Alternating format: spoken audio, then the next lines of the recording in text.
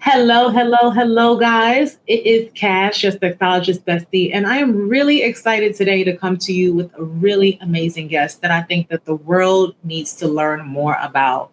It is Black History Month. And during this time, we like to celebrate individuals who are making waves, who are paving it for individuals that are coming behind them, but also doing really monumental things that impact our lives in every way going forward. And today, I'm really excited to bring a conversation with you all with the amazing Dr. Arthur Burnett. Dr. Burnett, how are you doing? I'm doing fine, Kasha. Delight to be with you. I'm really excited, and I'm so happy that your team reached out. Because I will tell you something, as I thought about Black History Month, I was thinking about it for a really long time and what we really wanted to highlight. And I said, I really want to find a way to elevate a pioneer who's really paved the way in pleasure, because we talk about history, but we don't always get to talk about history in the realm of sexual health and pleasure. But I like to think some of the things you've done have really shaped the way for a lot of people. And honestly, it's probably responsible for a lot of people's happiness. Could be. Yes, could be. Yes. But when I tell you, I really value you. You're someone who's really changed the landscape, and not just like a national way, but in a global way. And before I kind of got to talk about that, I just wanted to take a quick moment to ask you a little bit about where your journey actually began, which shaped the young Arthur Burnett that created a guy who said, I'm going into this area of medicine. I'm going into urology. I want to really do some groundbreaking things. Where did that motivation come from in your experience upbringing? Yes. Well, there's a lot of factors here, and you're right. The upbringing is key. I did come from a family here that I think prized the work ethic and self-reliance and education. And my parents, I think, instilled these kinds of values in myself and my siblings. My dad was the first one to actually get to college. Generations in the past, went to Howard University and did go on to become a lawyer. And so I was able to kind of see the purpose of education. So that's part of it. The other part is I just knew my talents had to do with science and medicine, not law. Science and medicine. That's good to know. So a lot of people try to follow in their parents' exact footsteps, but you still took the makings of what they did, but paved your own path. Indeed. And it just had to fit with just my interest, and did well, I guess, in some of the tough courses, to go to medical school, organic chemistry and all these kind of things. And then along the way through college, I had an interest, fascination with just science and how chemicals in our bodies work, and was working on a variety of projects that led to writing a thesis and understanding behaviors in the rodents that I studied in terms of hormones and sexual dysfunctions. And then I went to medical school, became very interested in just men's health, and gravitated towards urology. I knew I wanted to be a surgeon. Surgeons have a certain mentality and a way about them, I guess. We're a little different than, let's say, the pathologist or the psychiatrist. Yeah. and then just knew that urology as a subspecialty of surgery made a lot of sense for a couple of reasons. One reason was I just understood that prostate cancer is so prominent in Black men, and I just kind of had a sense even back then that I wanted to impact the field and look after some Black men with prostate cancer. And then along the way, I just realized during my training that our understanding of male sexual dysfunction was not very good. And I started to do some of the scientific work. My many years at Johns Hopkins has been as a surgeon and a scientist. And I worked on the science of erections and figured out the science by which we led to some important new therapies in the field. So it's a lot of, you can see a variety of factors all came in. I can give you little snippets of all these. Because your resume is way too long to summarize in 3 minutes. I know. Indeed. So I just gave you a couple highlights. No, but I took a lot of time looking into some of your work. Obviously, someone like me, the type of work that you do has created opportunities for me to be able to serve the people that I work with as well. So I'm greatly appreciative of that. And then also, at Beverly Candy as a company, as a brand, we're really focused on growing the pleasure wellness landscape in general. We don't believe that there's one without the other. You have to be well, right? Oh, certainly. Experience pleasure, but also, pleasure can also lend to your wellness. So it's like these two things that kiss in the middle. Really nice. And I want to ask you something, just because, and this could be a little bit of a wild card before we get into what work you actually did. But a lot of our listeners are women, right? And specifically, our biggest demographic are women of color. And I always like to say, especially as a woman who's a mom to boys, I'm surrounded by men, first of all.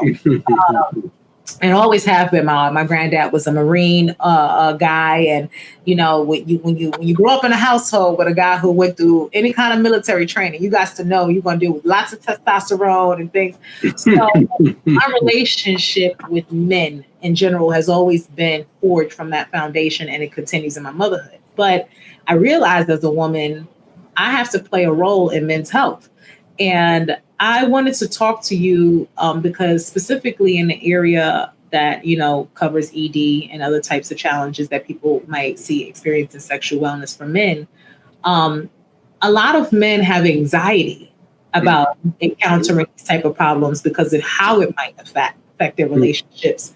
Can you speak about the role that you think women can play in helping men further that health and wellness, and what can they do to help them feel more confident and comfortable seeking out doctors when they notice they're having challenges or problems in that area? Absolutely. Well, your observation, I think, is correct. Women many times do sort of run the household, at least for good health. And I see this in my practice all the time, that the women encourage the men to go get checkups, get their health in order, and so forth. Men tend to ignore their health, and maybe it's shame, maybe it's embarrassment, maybe they're concerned about exposing their vulnerabilities in terms of their manhood. I hear what you're saying because I was an Army officer myself 40 years ago, and a football player and all these things. So I know the extreme of manhood, but I think manhood really is much more than just what you think is your sense of power or some sort of sexual prowess. It's really about being a true, authentic person. And if the women can just help their partners, their men, just to be real, have true emotions, just talk about real things, and take care of their health. And if we can kind of instill this kind of value system, both for men and women, and women looking after them, that's important. One thing I think some women do that I think sometimes is challenging, and I see this in my prostate cancer practice, that some will just say, "Oh, Charlie," referring to her husband, "don't worry if you can't get your function back. I still love you just the same." And to some extent, that's being supportive, but that man still wants to be his best man that he can be. Yes. It doesn't mean that it makes it go away. That's right. So I think we just need to while we support our men, we need to understand how men think, and we need to continue to try and still nonetheless help them understand that, to follow up, get back to see the urologic surgeon, get back to see somebody who can help you with your sexual health. Because that's still important, and we're not going to deny it and just say, I love you just the same. No, I love you the same, but I'm also going to help you address the problem. And that's what we should be doing, looking for solutions. I think what you said is so key, because it is important to know that someone will be with you regardless of the circumstances, right? You want to know that's what the vows entail, right? Better, worse, sickness, health, all of the things. But to what you just said that I really want to elevate back for those to really process is the goal is still health. Right? Even if I'm willing to be with you in wellness, the goal is still to be well, right? I want you to be the best version of yourself. I want you to be here as long as you can be. I want you to feel as vital as you can for as long as you can. And so you're right. It's in that I want to reassure you that I'm with you, but also I want to encourage you to go and have that conversation. And I think, a lot of women, we get introduced to gynecologists very early in our lives, right? Once we as women, we experience, menstruation and stuff, even as young girls. But I'm seeing that it feels like a little bit of a different introduction to health for men when they're young. I don't know the age it is that you might see a man the first time as a urologist. Yeah. Can you speak a little bit about that vast difference? Because I'm not a man and I don't know, other than a primary care physician, right? When would a guy likely end up becoming a patient of yours? Well, that's you make a very salient observation. Young girls becoming women do see somebody as a healthcare practitioner, a care provider, maybe a gynecologist or somebody of that sort. Men perhaps don't have that. They may be seen in a pediatric age range, but then they don't really have kind of a male doctor, and perhaps there is a sense they don't need to be seeing somebody. My feeling is we need to coach all patients and all individuals about good health habits, even in their teens and early adulthood. Because I'll see guys, as you're saying, many times when they truly have significant symptomatic urologic problems, getting in their 40s, 50s, 60s, either with sexual dysfunction, urinary control problems, or what have you. And then they sense, well, maybe I'll go see a urologist now. Unfortunately, much of their life has already gone past, and some of the things that could have been prevented, some of the things that could have been a better lifestyle is missed. So I think this is our healthcare system. It's unfortunate, but hopefully we can start to change that messaging and tell young men, hey, go follow at least the primary care doctor at an earlier age. Get your cholesterol in check. Get your weight in check. Get a better, healthful lifestyle. Things that the messaging that still needs to be there for men and women at younger ages. What you just mentioned actually took me into something that I plan to talk about a little later, but since you mentioned it, I think it'd be a good time to insert it. I remember having a client some time ago and having this conversation, not thinking that I would ever have to have. Came to me because his concern was morning wood. He was noticing when he would wake up in the morning, he wasn't having morning wood consistently. And he was worried about that. So he booked this call with me and saying, hey, I don't want my guy not to be able to get up when it's time. And, I found myself having to have this conversation with this man and saying, that the function that contributes to morning wood isn't necessarily a sexual function. And you having that issue can actually be a bigger indication of a bigger problem. It could be a cardiac issue. It could be, something going on with your blood pressure or any of that type of stuff. And, this was the first time that he was hearing this information. And I said, this is actually something I need you to take to your doctor. I need you to go to your primary care doctor, receive a referral to the proper specialist, because if you're consistently not noticing having that morning wood, I said, what is your wood? And he said, it's all blood flow, right? Yeah. So not getting blood flow, you may have a bigger problem. So I want to ask you, when it comes to those type of things, I mean, obviously our sexual functions can indicate to us far more than people realize. If a guy is experiencing some form of dysfunction, whether it be the morning wood or just a form of erectile dysfunction, what sort of bigger things could be at play? Well, you're absolutely right. And you're spot on. Our sexual function relates to our general health.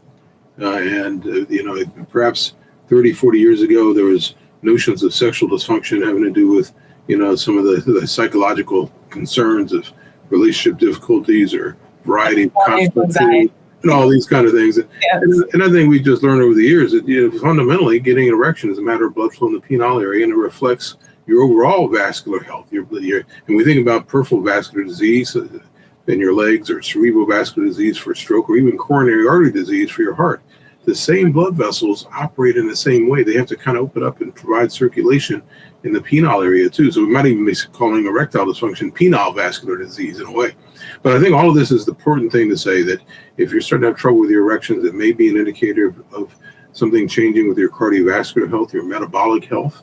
And so please get a checkup. That's the message that you would carry, because it is equated with having some general health issues much of the time. And these things need to be addressed. The problem is that many guys only react when they see a problem. And sometimes, some of these health conditions have evolved over many years of their lives, kind of just detecting it at age 55. But maybe at age 25, you should have been kind of cutting out cigarette smoking, getting a better weight, not eating all the processed food, getting better physical fitness, better lifestyle, getting your rest even, and take a more preventative approach. Instead of coming to see me now at age 55, 60, and now we're just like, well, let's react now and do some things that may be helpful, but maybe it's not as good as we'd like to otherwise recommend guys. Options become more limited as time progresses. Absolutely. That reminds me of even the guys, especially, look, this is really big in Black culture. Them thinking that, take certain alcohol, things like Hennessy and stuff like that, is actually helping them perform. And I say, I realize that sometimes you have these conversations and you say things like vasoconstrictors and dilators. They don't know those words, right? They don't understand what those things mean. But could you explain to maybe some of these guys how the presence of alcohol can impact blood flow? Oh, sure. So we're talking about blood flow. We're trying to keep it basic, and blood vessels opening up to increase blood flow, and we use a vasodilation term for that, but I'll avoid medical terms, but just really increasing the blood flow with the blood vessels responding to open up and feed the penis and with the right neurological stimulus, excitement and stimulation, things of that sort. So really that's the story here. And the truth is some of the recreational things we do as Black men may need to be done in some moderation, because chronically these things do have damaging effects on the blood vessels functioning, and perhaps also excessive alcohol over time can actually harm your organs, including your liver. So I don't want to tell guys to be completely stoic here. They drink here or there may be okay, but just be aware now that things should be in very good moderation. Because it'll harm blood vessels and other organ systems of the body that are critical to your general health and in turn your sexual health. Right. And it almost sounds like it's redefining the word drink responsibly. The word drink responsibly is more than just, that night, is overall. So I love that you said that, because you're right. We're all adults. We all partake in things from time to time. It just scares me sometimes when I hear so many young guys in their 20s or in their 30s saying that they're using this as something to perform. But I want to talk a little bit about your research, because you played a major role in something that was created to help with said performance issues. So I would love for you to speak to that research, what led to it as you were kind of doing. I know you spoke briefly on that, but also I don't want to blow it up. I want you to tell them what gave birth to, right? Well, thank you for that preamble. And, the back when I was training as a urologic surgeon, and it really goes back to the 1980s now, which it doesn't seem that long ago because I like to think I'm young. No, you're not thinking that. Still there. Listen. I'm not that old yet, but back in that era of time, I could tell you it was just amazing to me how in our urologic field we were just very primitive about how we were helping men out. We were just kind of saying, take an herbal supplement, or we're going to put a rod in the penis called a penile prosthesis if you can't get erections. We didn't really understand the science of erections, and I just took it upon myself, again, intrigued by the science of chemical functioning in our body, because everything in our body has a kind of a process that has to account for that. We just have to figure it out. And so I embarked on some studies there, very intrigued about erection disorders, particularly in young Black men with sickle cell disease. I kind of moved into the direction to understand the science of blood flow and blood vessel function in the penile area. We figured out that this chemical called nitric oxide, which is widely understood now in medical literature, initially thought to be this bizarre gaseous molecule, but actually functions in our body in a variety of ways. And it actually regulates erections in the penis, which is interesting. And it actually then has a role in a chemical pathway that we understood now in the early 90s could be exploited by these new drugs that were coming out, initially for heart conditions.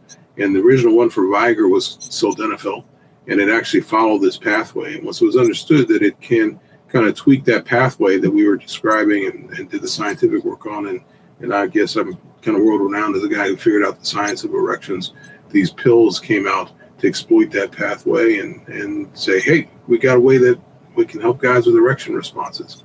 And so I did play a bit of a role to help with the foundation of these drugs. And there's so much, I even think, even though these things were come about so much longer, I still think there's still not much known about the function of Viagra, right?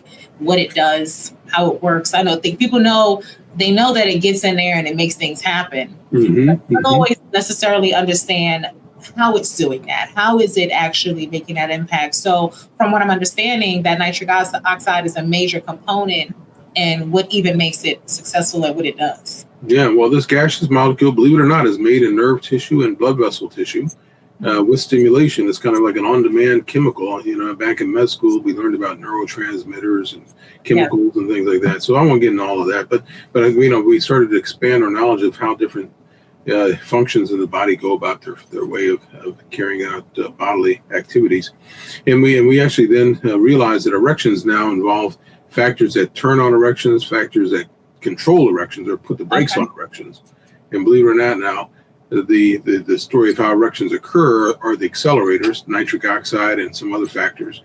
But the brakes involve a specific enzyme that sildenafil removes. And once you remove that brake, you have a better ability to get an erection. So really, it's an interesting story about the science of erections. It's kind of a yin yang. It's a turn on, turn off process. The turn off process, the drugs interfere with, and that's how these erections are enhanced with Viagra and some of these other oral medications. So I do have a question, because another thing that I'm noticing, I've been looking at studies, but I'm still compiling data. But if I just look at my own client base over the last 10 years, there's some things that I noticed significantly before COVID, after COVID too. I'm increasingly seeing more men reach out to me for help with trying to, better perform in bed and stuff like that. And they're looking to me for more of the skill set things and all those type of things. But there's a lot more performance anxiety going on these days, especially in the younger guys. And a lot of it seems to be stress induced, right? When I talk to them and we kind of work it through, the issue isn't actually sex. It's a lot of times the other life factors that they are taking for granted, how they're impacted them. So are you able to speak a little bit about the role that having, high stress, high cortisol levels, and how that also can play a role in the sexual function, and somehow some of these guys having a form of almost like erectile dysfunction that may be psychologically induced as opposed to, the physical body bringing it about? Because I don't think that there's enough conversation around the mental health role in this exact same function. You mentioned neurotransmitters and, just people understanding how the brain tells the rest of the body what to do. Can you talk about that a little? Oh, absolutely. So, we know that sexual functioning in men and women is not just purely a physical thing. It has to do with your mental health as well. I always kind of say erections for men is kind of a mind and body kind of in sync, working together. And believe it or not, I think there's still chemicals. Sometimes if we get a lot of anxiety, we drive adrenaline and we drive these kind of anti-erectile, these brake kind of things. And that kind of that may almost override the stimulus side of it all. But yes, sometimes getting yourself too stressed up, you can drive some real chemical. You mentioned cortisol, epinephrine, adrenaline, all these kinds of drugs that we mimic these with drugs. But these chemicals can have these deleterious effects on one's sexual function. But the other point that I'll add is that I think that our society now, unfortunately, is creating kind of a sense that young men are being more unrealistic about what they should be doing with their sexual function. Yeah. There's perhaps the notion now that men, even in their 20s, should be taking Viagra to be able to have an erection that lasts hours, or be able to sustain intercourse with their partner for hours or something of that sort.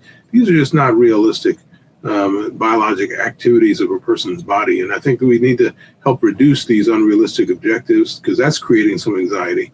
And I think it's unfortunate when a 25-year-old man is having really normal bodily function, normal erections, normal abilities to carry out sexual activity, but somehow, his partner may be also, unfortunately, adversely telling him, well, you got to take this pill because you got to perform, because my other partner, he can go on for hours. Right. and that's just, those are just terrible. The idea of marathon sex is what I like to call terrible messaging, because we're being unrealistic about what the human body should be doing. So I think we need more coaching. You're doing a great job helping these guys really understand the realities of their body functioning. And I'm going to continue to try and help them just try to be a little more authentic and realistic, and hopefully messaging will go out to men and women of all ages about what their real function should be. You're doing more than just a little bit, because I happen to see you put out a few written publications. You're author as well. Sure. Author, right? Yeah. First of all, I decided that I was going to call this episode the Manhood RX, because I'll tell you, the title alone really, really intrigued me. And something you said a moment ago that I don't want anyone to walk past, I don't want anyone to miss, is the unrealistic, sometimes societal expectations that are making you feel, or tricking you into thinking you need to do things that a healthy body don't need to do And I imagine when you guys were working on this groundbreaking research, it wasn't done with the goal of creating more problems. It was more so if you find yourself at a certain point in life where these issues are showing up, we want to have a solution for you. Sure. Right. Yeah. But like you said, people are abusing it and they're using it differently. But I want to talk about when you put together your books, starting with the Manhood RX, right? Can you tell me about the book? Can you tell me the goal of who you're looking to reach and what message you're trying to send with that specific book? Sure. So the Manhood RX refers to manhood prescription, RX meaning prescription, and it's kind of written to give guys a sense that it has to do with men, although everybody can read the book, men, women, lay people, some practitioners. It may not be at the level of a urologic surgeon who may know a whole lot more, but at least it's just a good resource here for everybody. And the reason it was Manhood RX is it gives a tone that it's coming from somebody who really is practice in the field, a professional like myself, who's gone to medical school, understands the science of erections, and they're putting out just truthful information. Unfortunately, there's just too many things that are published and appearing here and there in various contexts, social media and elsewhere, that may not be truly scientifically based, may not really come from somebody who's truly speaking from really background in the field. And I want to just kind of, at least with the title, even make it clear that it's coming from somebody who's really going to tell you a little bit about what your real function should be, anatomically, functionally, with various disorders having to do with male sexual function. And the book has various chapters of a variety of disorders of sexual dysfunction that men can learn about, or partners can learn about. Pick up the book and read up on almost anything that might be a problem with one's genital area, their sexual ability. There will be some good talk in there about what to understand about that. Okay. And, I think that it's great that it's coming from, like you said, a relatable voice. It's really important. And I don't think, folks realize how much it matters to not just, have medical professionals, but also individuals who are putting out learning material and educational material around these subjects. You want to have someone who feels relatable because, obviously from your professional experience, you can speak to it, but you're also a man and a Black man, right? Sure, yeah. So I can relate. I can tell you what's going on out there. Absolutely.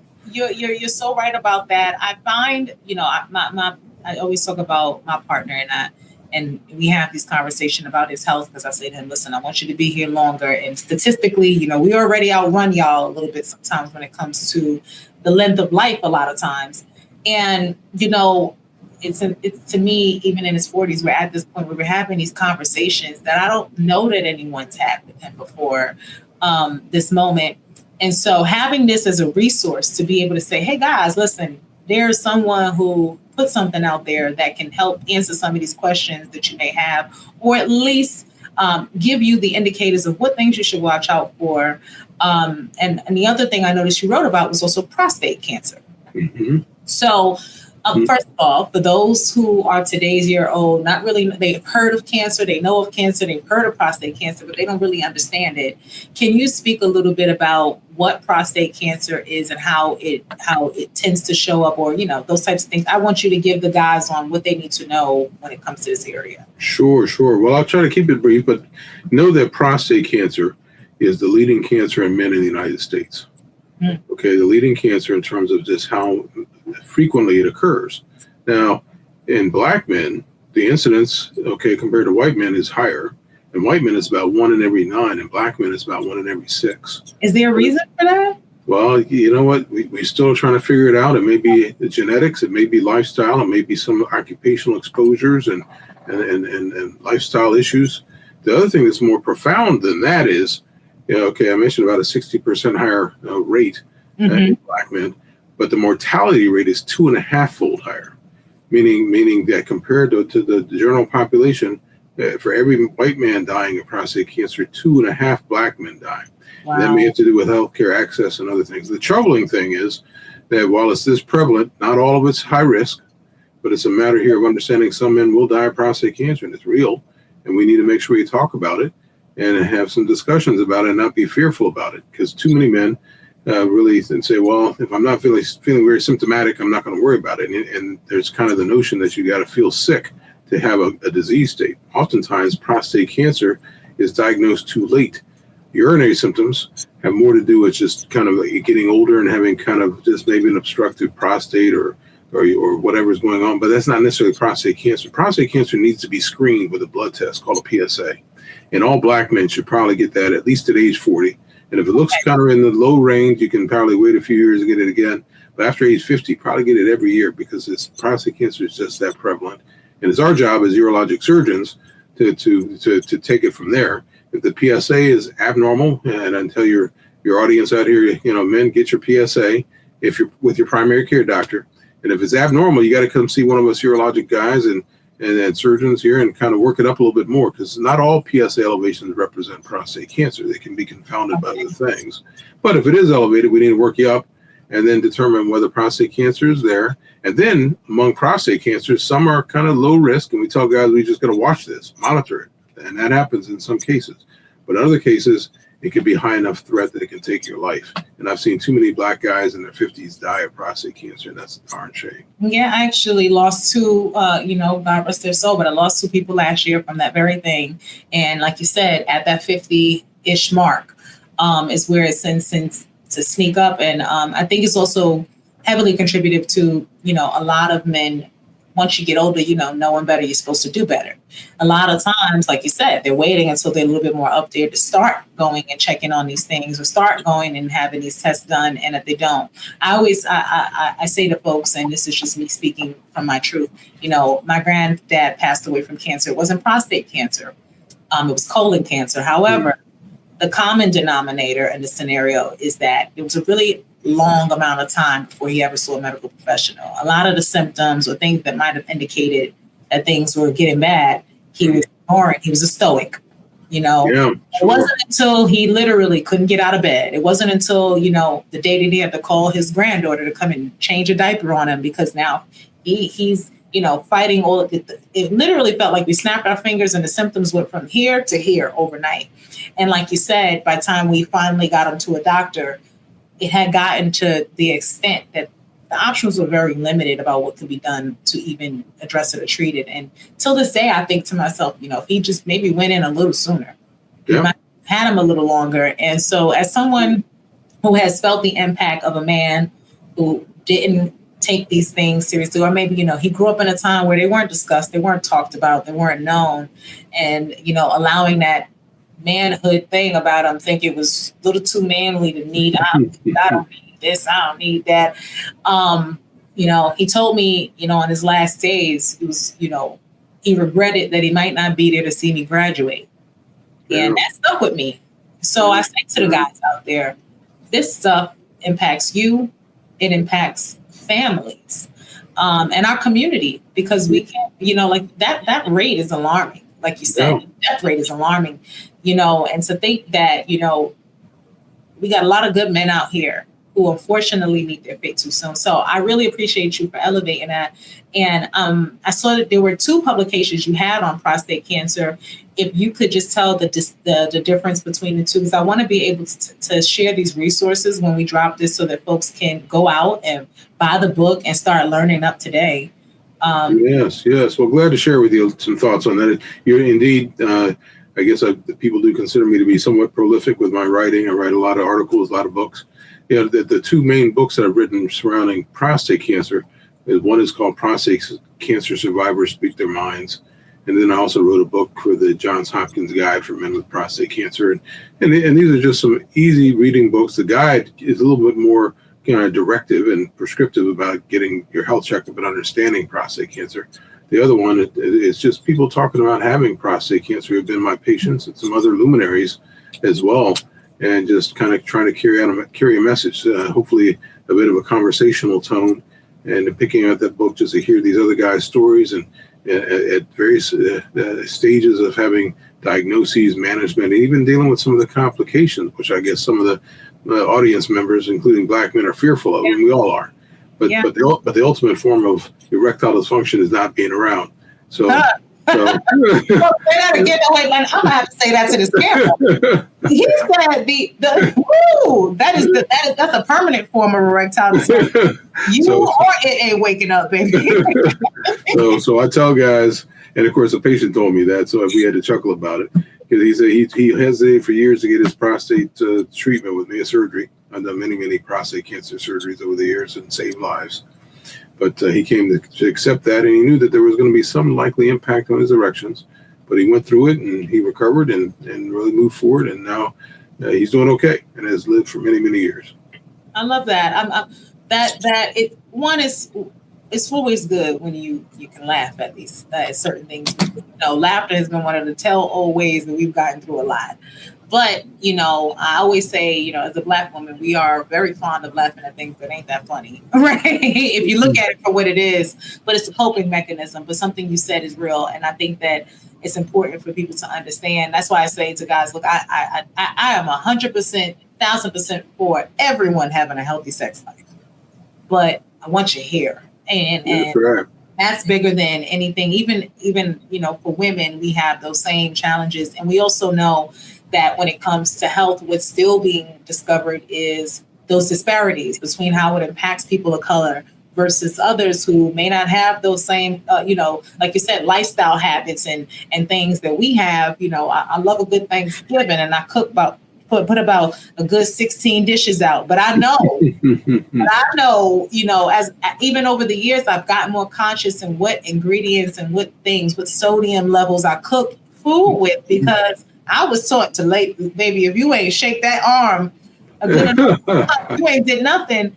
And, then it's like, okay, well, what are some of the healthier alternates? Cooking more with the herbs as opposed to the seasoned salt as much. And, it's not easy to make these changes, but what are some simple changes that, a guy can do that he can do to overall feed the preventative side of some of these? Sure. Well, again, just a good, healthy lifestyle. And I don't want to be vague, so I'm going to give you some very specific advice. I think that recreational substances are fine, but cutting out cigarette smoking, would really recommend that. If you're having interest in social events with an alcohol drink, maybe once a week or once every other week, that's probably plenty. Don't need to be drinking big bottles of Mad Dog 2020 every day or something like that. So do that. In terms of diet, make sure it's balanced. You try to eat more fruits and vegetables.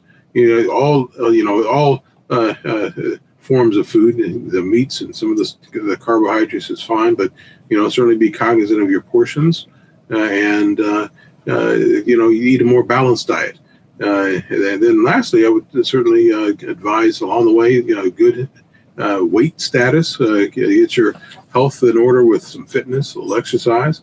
And one thing that I think sometimes many people overlook is just get your rest. Go to sleep. Get your rest. Rest. It's so funny. A lot of guys I've come across also, they think, I sleep 4 to 5 hours, I'm good. And, they don't understand even the layers of sleep between REM sleep, core sleep, all of those different areas. And I say, well, do you know how deep you need to settle into your sleep before you even start your testosterone production, right? So I would love if, that sleep one, I think is the most underrated one of all of them. And I don't think that's just a man problem. I have to tell myself sometimes go on to bed. But when it comes to sleep and like I said, just the production of testosterone and other hormones that are essential to a man's vitality, what types of regeneration is the body doing when a man goes to sleep that will feed the health in these areas?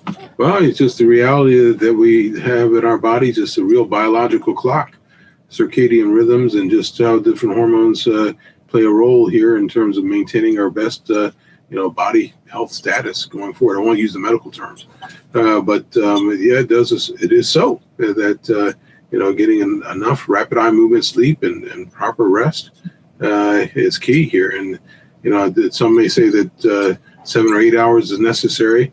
That may be a lot for some, but I agree with you. 4 hours or so, that's just not good. And we should try to find something that's at least 5 to 6 and then maybe 7 hours. Get your rest, because it does regulate get our bodies kind of just the way our bodies work. The hormones and chemicals in our body do have kind of a real system to them, and that's something to recognize.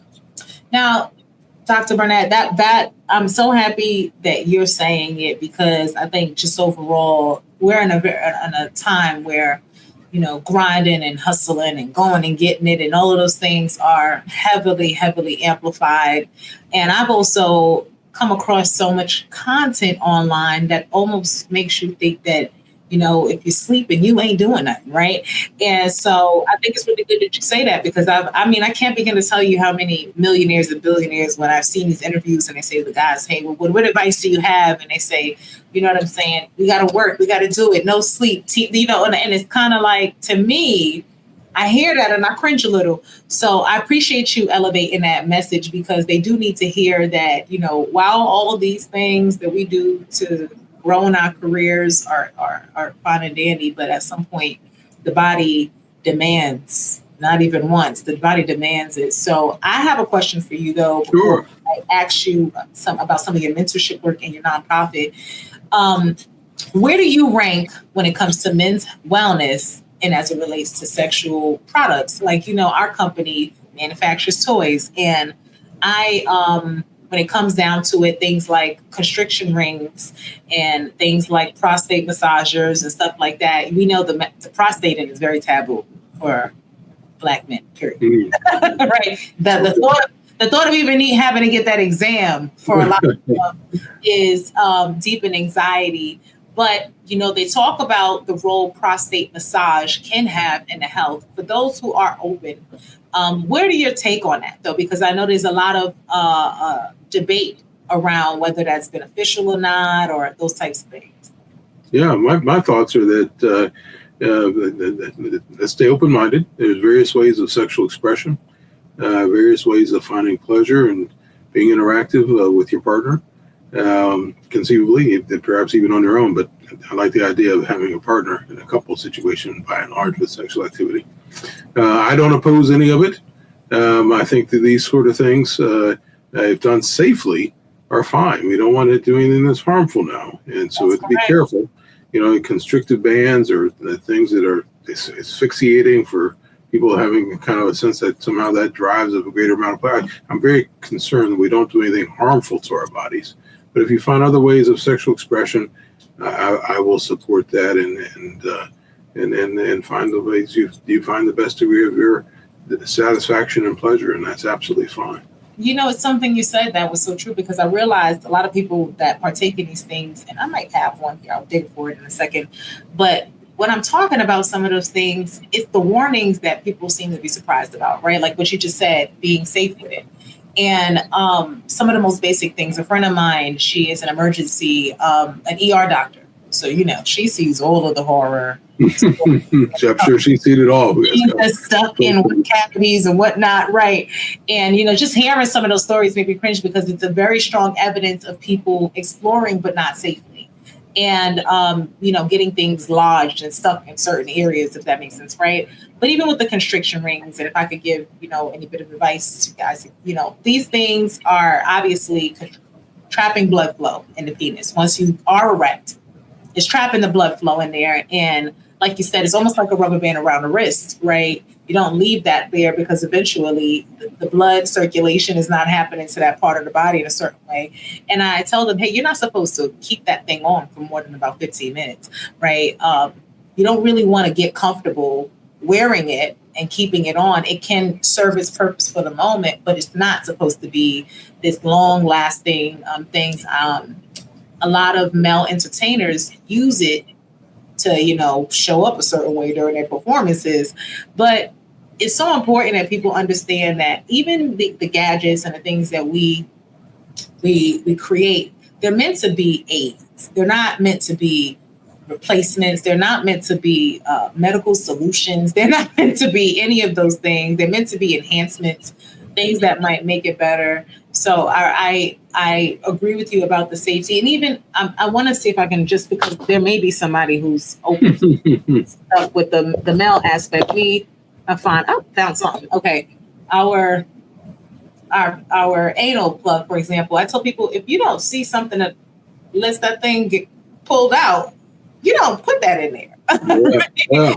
this guy, if it doesn't, it's not supposed to go in the rectum and not return. So as people are exploring their sexual health, because I do know a lot of folks who might be dealing with those types of challenges, and they were looking for alternative ways to experience pleasure, because maybe the pathway of doing it through the penis is not possible for them in that moment, or they're still working on it. And so at minimum, if you're going to explore, please make sure these types of safety things are built into the products that you're using. Something that can go in that you cannot easily pull out is never the way to go back there. Right. You'll be back in the emergency room then. Right. You'll be in the emergency room. And I don't even want to know what types of procedures may need to be done. That's right. You don't want to hear about what our surgeons have had to do and what I've seen over my years too. But you know what? Sometimes they need to hear it. Sometimes they need to know what this one small decision can cost you if you're not using things that were designed properly with the right purposes. Because I've seen people use all types of shapes and even food, vegetables, all kind of stuff, and I'm like, you don't do that, right? because not everything can come out as waste. That's right. Well, we just have to encourage safety here. That is 100%. So really quick, can you talk? I know that you've been doing some mentorship work. Mm-hmm. Right. And I'm really interested in hearing about, helping grow new educators and leaders in this area. I've seen on your page, you had a nonprofit and you were expanding even globally to the Caribbean and Africa. So can you talk about that work, what that looks like, and what your nonprofit was created to, serve? Well, I guess all of it just derives from the fact that I believe that, I've benefited from mentorship. I've benefited from, a solid foundation, family, friends, community.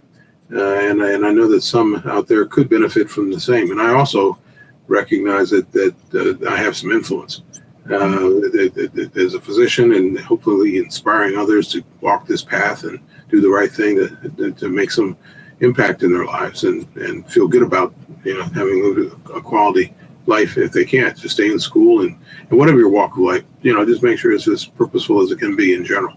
So really just derives from that. There's a degree of enjoyment I get from being able to coach and mentor people. From the organization I do in the city, mentoring male teens in the hood. I'm very involved with men 8 to 18 here in Baltimore City. All the way up to some of these nonprofits that I'm involved with, including one that I started that has to do with training urologists in the Caribbean and even in Africa.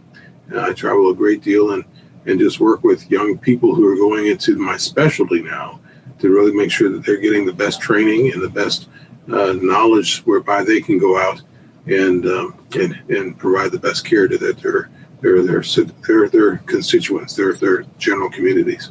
Okay. As you spoke about it, personally, I am very culturally immersed. And on one side of my DNA, there's Nigerian ancestry, and I also have Caribbean ancestry. And I've also realized that the relationship with sex is very different in all of these parts, right? So where it's talked about amongst the men, or how it's talked about amongst the men, African American men here, versus when I've been in Nigeria, versus when I went in any part of the Caribbean, you get 3 conversations, right? All Black men, technically, right? All men of color, but very different. When you go out into those regions and you're in those parts, what are you finding are some of the more unique challenges in educating men around health that you may not necessarily see as prevalent here that may show up in those parts of the world? Well, I think there may be more commonalities than differences. I think men are still men. I think men are still getting messaging that maybe coming from more affluent Western societies, but are going elsewhere too now, with the sense that they need to be, as we talked about earlier, more than what's real and natural many times. There are a lot of challenges, I think, in some populations where there is kind of a focus on natural things, supplements, things of that sort, traditional medicines and things of that sort. So there is that distinction. I might make that point that many are thinking about various kinds of herbs and supplements in some of these locations I go in and trying to help them understand the real science and medicine of their health. And I think it's something we need to continue to try and train and teach wherever we go. But there may be a lot of reliance on herbs and supplements and some of these other locations, from at least from my experience. Now, in America, I think guys probably do some of these things too, thinking that various kinds of herbs and roots and this and that. But I don't want guys taking advantage of it, and that's my concern. I had a patient the other day, I think, was being exploited with and being told to spend a lot of money on some things that I know are not going to be effective. So I want to make sure that people get informed properly. I didn't actually think about the financial manipulation aspect until you said it just now, but I can see that because the people can be quite desperate in this area, so much so that I could see how someone could manipulate them into spending money on all of these different things that may not have been, first of all, may not be regulated, right? Regulated that they're providing.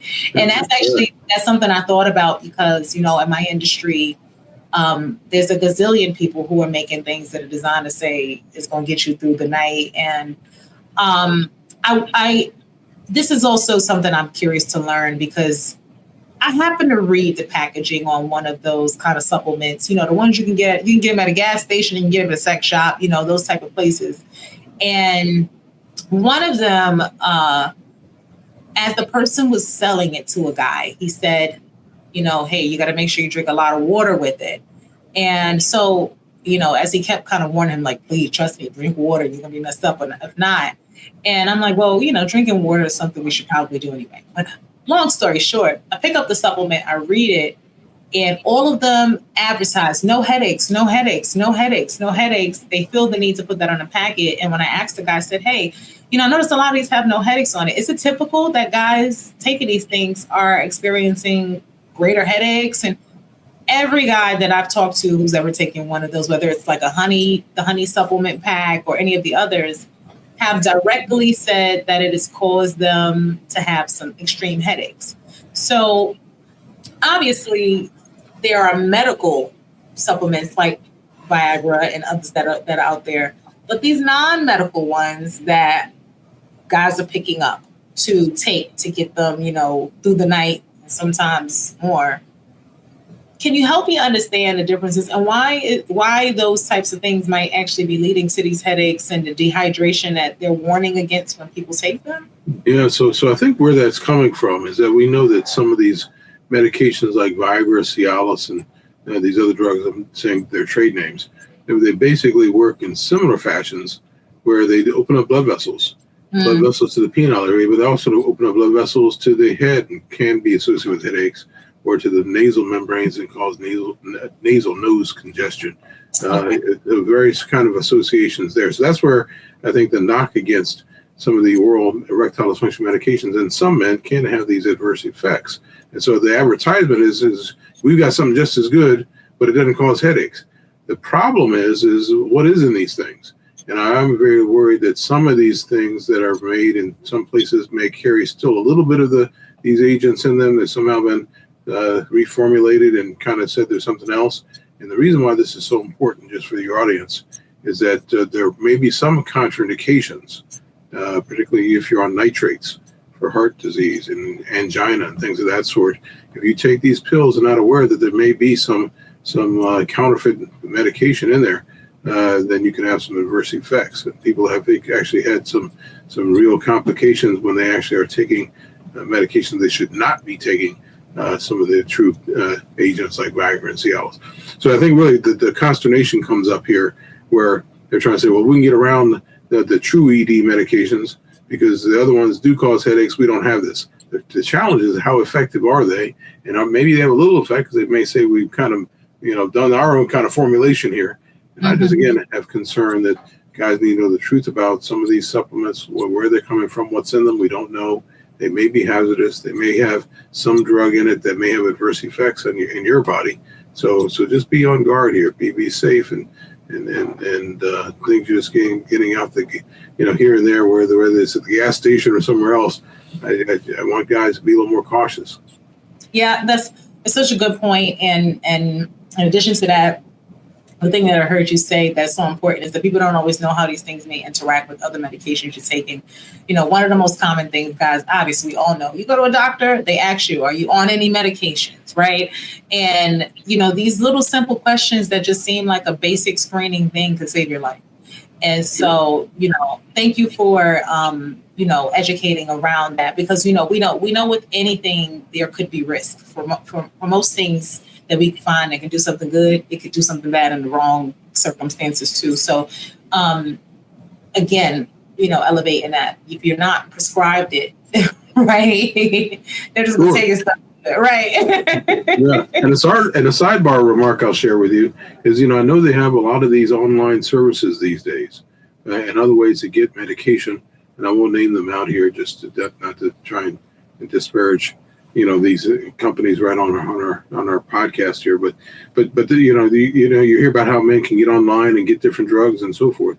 My concern with that is that men don't just kind of scoot around getting a proper health checkup. So still, that may allow you to find a way to get these pills or get some sort of medication.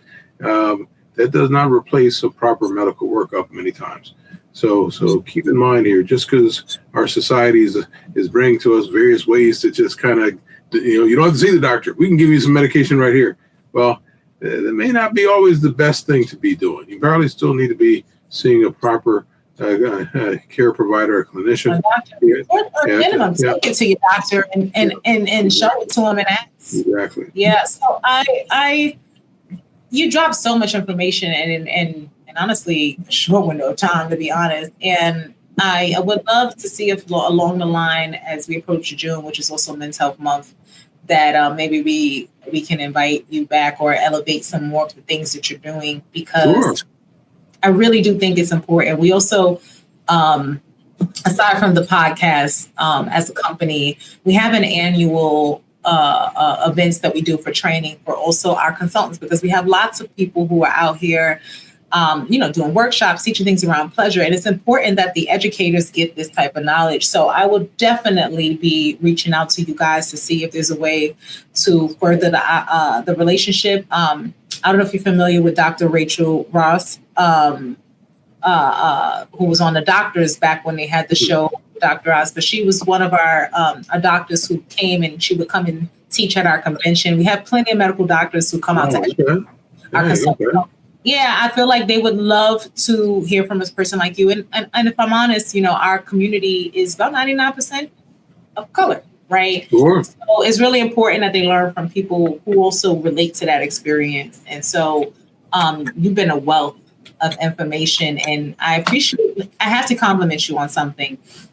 A lot of times people have a hard time learning the medical things simply because it's explained in language that they don't have the vocabulary or understanding of, and you do such a great job breaking it down in the simplest of ways that any person could digest.